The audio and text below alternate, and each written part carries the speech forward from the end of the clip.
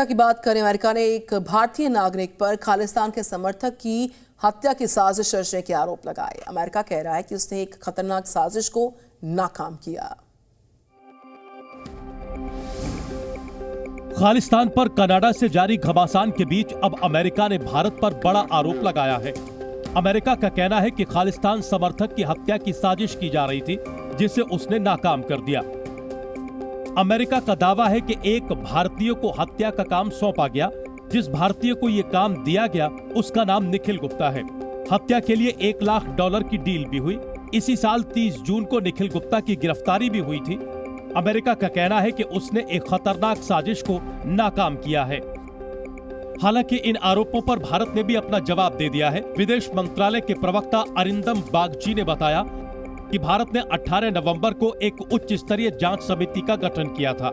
हमने ये भी संकेत दिया था कि भारत ऐसी सूचनाओं को गंभीरता से लेता है, क्योंकि वे हमारे राष्ट्रीय सुरक्षा हितों पर भी प्रभाव डालती हैं और संबंधित विभाग पहले से ही इस मुद्दे की जांच कर रहे हैं। तो अंजू उर्फ फातिमा की बात करें, भारत लौट आई है। प्यार के लिए पाकिस्तान गई अंजू जब 5 महीने बाद भारत पहुंची तो उन्होंने मीडिया से बात करने से साफ मना कर दिया। एक रिपोर्ट आप देखिए। पाकिस्तान गई राजस्थान की अंजू कल भारत लौट आई। जब अंजू दिल्ली एयरपोर्ट पर पहुंची तो मीडिया ने उन्हें घेर कर कई सवाल किए, लेकिन अंजू ने किसी सवाल का जवाब नहीं दिया। आप कहां जाएंगे? आप कहां जाएंगे? मैंने मना नहीं किया बात करने के। ऐसा नहीं है कि अंजू ने मीडिया से बिल्कुल बातचीत नहीं की। जब वो वाघा बॉर्डर पहुंची तो उन्होंने कहा कि मैं खुश हूँ। क्या दिक्कत की हुई थी ये बता दीजिए, इतना तो बता दीजिए ना प्लीज। कोई दिक्कत नहीं, मैं हैप्पी हूँ। नहीं, आपको वापस क्यों भेजा गया ये तो बता दीजिए। हाँ जी, मुझे कोई कमेंट नहीं। ब्रेकिंग न्यूज, एंटनी ब्लिंकन को लेकर आ रही है। इजराइल पहुंचे हैं एंटनी ब्लिंकन। नेतन्याहू से मुलाकात का कार्यक्रम है। एंटनी ब्लिंकन का ये जानकारी मिल रही है, तो बड़ी जानकारी। एंटनी ब्लिंकन एक बार फिर से पहुंचे हैं इजराइल और यहां पर बेंजामिन नेतन्याहू से मुलाकात का उनका कार्यक्रम है।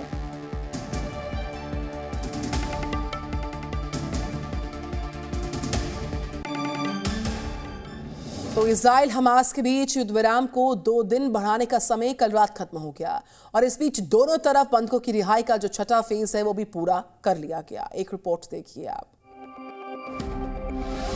हमास और इजराइल के बीच बुधवार को देर रात बंधकों की अदला बदली का एक और चरण पूरा हो गया।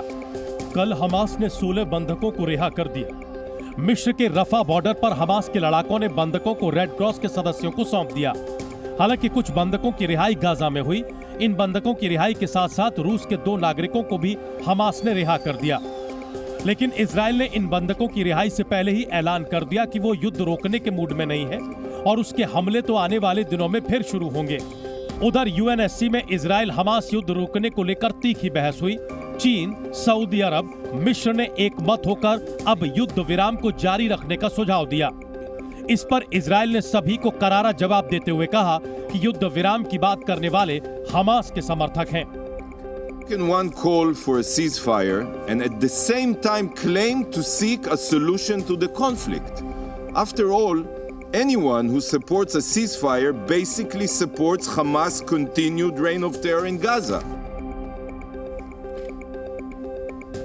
तो आज प्रधानमंत्री नरेंद्र मोदी कई कार्यक्रमों में शामिल होने वाले हैं। आज पीएम मोदी भारत संकल्प यात्रा के लाभार्थियों से बात करेंगे और औषधि केंद्र देश को समर्पित करेंगे। साथ ही साथ वो 51,000 युवाओं को नियुक्ति पत्र भी देने वाले हैं। आज पीएम मोदी कई सार्वजनिक कार्यक्रमों में शामिल होने जा रहे हैं। इन कार्यक्रमों के जरिए पीएम मोदी देश के लोगों, महिला स्वयं सहायता समूहों और युवाओं सभी को बड़ा तोहफा देने जा रहे हैं।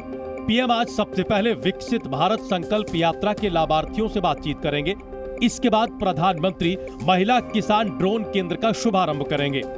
अगले 3 साल में महिला स्वयं सहायता समूहों को 15,000 ड्रोन दिए जाएंगे। पीएम मोदी एम्स देवघर में ऐतिहासिक 10,000वां जन औषधि केंद्र जनता को समर्पित करेंगे। पीएम मोदी देश में जन औषधि केंद्रों की संख्या को बढ़ाकर 25,000 तक करने के कार्यक्रम की भी शुरुआत करेंगे। इसके बाद पीएम मोदी 51,000 युवाओं को नियुक्ति पत्र देंगे। पीएम मोदी ने इसे लेकर सोशल मीडिया पर एक पोस्ट भी किया है। देश भर में युवाओं के लिए रोजगार सृजन हमारी सर्वोच्च प्राथमिकता रही है। रोजगार मेला इसी का अहम हिस्सा है, जिसका एक और आयोजन होने जा रहा है।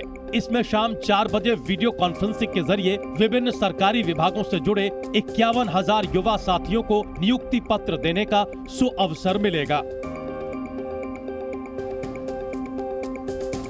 तो वहीं 17 दिन बाद टनल से बाहर निकले मजदूरों को अब एम्स ऋषिकेश में शिफ्ट किया गया।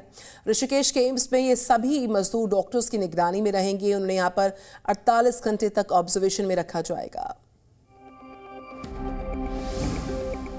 सिलक्यारा टनल से निकाले गए सभी 41 मजदूरों को ऋषिकेश के एम्स में शिफ्ट कर दिया गया है, जहां इन मजदूरों को 48 घंटों तक ऑब्जर्वेशन में रखा जाएगा। अच्छी हालत में थे कि वो कह रहे थे कि हम तो खुद ही चल के जाएंगे, लेकिन फिर भी हम उन्हें व्हील चेयर के ऊपर ही लेके गए हैं। हम चाहते हैं कि हम उनको मॉनिटर करें। कोई लेट इफेक्ट्स भी कई बार हो जाते हैं, तो उसके लिए भी ज़रा केयरफुल रहना ज़्यादा ज़रूरी हो। देहरादून में सीएम आवास पर आज उत्सव मनाया गया, जिसमें सांस्कृतिक विरासत की झलक भी दिखाई दी और जीत का उत्साह भी दिखा।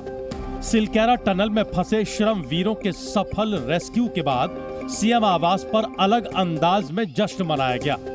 सुरंग से निकाले गए सभी श्रमिकों के परिजन भी देहरादून बुलाए गए और सीएम धामी ने खुद उनका स्वागत किया और उनके साथ डांस भी किया।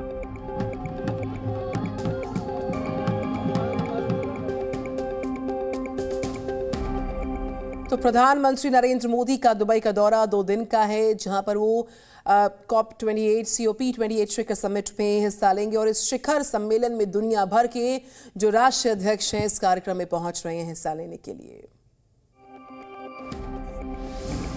पीएम मोदी आज COP28 शिखर सम्मेलन में हिस्सा लेने के लिए दुबई रवाना होंगे।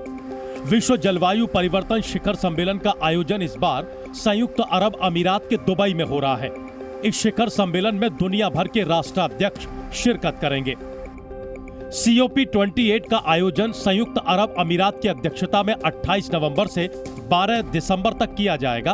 अपनी दुबई यात्रा के दौरान पीएम मोदी शिखर सम्मेलन में भाग लेने वाले कुछ नेताओं के साथ द्विपक्षीय बैठकें भी करेंगे।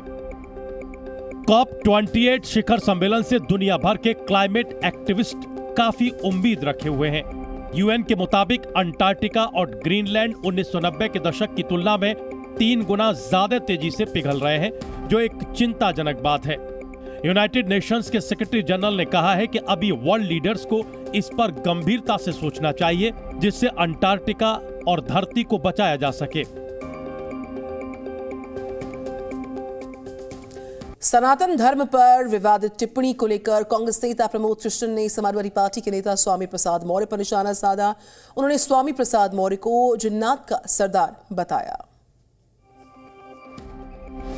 कांग्रेस के नेता आचार्य प्रमोद कृष्णम ने समाजवादी पार्टी पर हमला बोला है। दरअसल प्रमोद कृष्णम का एक वीडियो वायरल हो रहा है, जिसमें वो समाजवादी पार्टी के खिलाफ विवादित टिप्पणी कर रहे हैं। आचार्य प्रमोद कृष्णम वायरल वीडियो में सनातन धर्म पर विवादित बयान देने वाले एसपी नेता स्वामी प्रसाद मौर्य को जिन्नातों का सरदार बता रहे हैं और ये कह रहे हैं कि ये जिन्नात समाजवादी पार्टी का बेड़ा गर्क कर रहे हैं। समाजवादी पार्टी कुछ जिन्नात से घिर चुकी है और स्वामी प्रसाद मौर्य जी जो हैं वो इन जिन्नातों के सरदार हैं। प्रमोद कृष्णम ने अखिलेश यादव को ऐसे जिन्नातों को बोतल में बंद करने की सलाह दी। साथ ही उन्होंने कहा कि अखिलेश यादव को अयोध्या की सरयू में स्नान कर रामलला के दर्शन करने चाहिए।